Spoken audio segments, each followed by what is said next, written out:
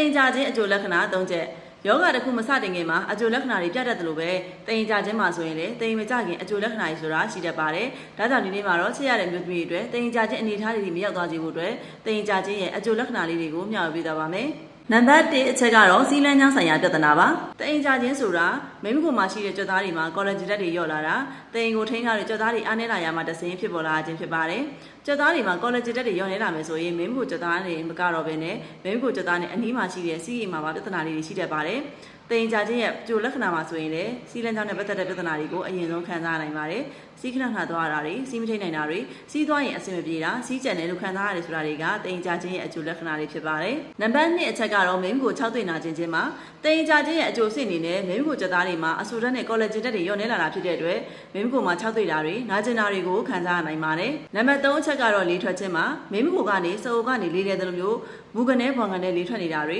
အမျိုးသားနဲ့ဆက်ဆံတဲ့အချိန်တွေပါလေထွက်နေတဲ့ပြဿနာတွေကမိမိကိုကြွက်သားတွေအားနေတာမိမိကိုကြွက်သားတွေလျော့ရဲလာတာကြောင့်တိမ်ကြခြင်းရဲ့အကျိုးလက္ခဏာတွေဖြစ်ပြီးတော့လေထွက်တဲ့ပြဿနာတွေကိုရင်ဆိုင်ရခြင်းဖြစ်ပါတယ်။ဒါကြောင့်ချစ်ရတဲ့မျိုးသမီးတွေနဲ့ကိုယ်မှာဒီချက်3ချက်ထဲကတစ်ချက်ခံစားနေရပြီဆိုတာနဲ့တိမ်ကြခြင်းရဲ့အကျိုးလက္ခဏာတွေကိုခံစားနေရပြီဆိုတာကိုသိထားမှာဖြစ်ပါတယ်။တိမ်ကြခြင်းဖြစ်စေဖို့နဲ့တိမ်ကြခြင်းအကျိုးလက္ခဏာတွေသက်သာစေဖို့အတွက်မိမိကိုကြွက်သားညှစ်တဲ့လေ့ကျင့်ခန်းကိကလေ့ကျင့်ခန်းတွေကိုပြုလုပ်ပေးရမှာဖြစ်ပြီးတော့မိမိကိုကြွက်သားတွေကိုကော်လာဂျင်ဓာတ်တွေပြည့်ဝအောင်ပြန်လည်ဖြည့်ပေးရမှာဖြစ်ပါတယ်။ဤရဲ့ TikTok Messenger မှာသိသိမြင်မြင်နိုင်ပါတယ်ရှင်။မျိုးသမီးကျမ်းမှာလှပဆိုင်ရာတွေကိုမျှဝေပေးမှာမို့ဤရဲ့အကောင့်လေးကိုပေါင်းနေတဲလေးပြီးရှင်းသွားပြပါအောင်နော်။သိချင်တာတွေရှိရင်လည်း comment မှာမှတ်ခဲ့ပေးနိုင်ပါတယ်ရှင်။အားလုံးကိုကျေးဇူးတင်ပါတယ်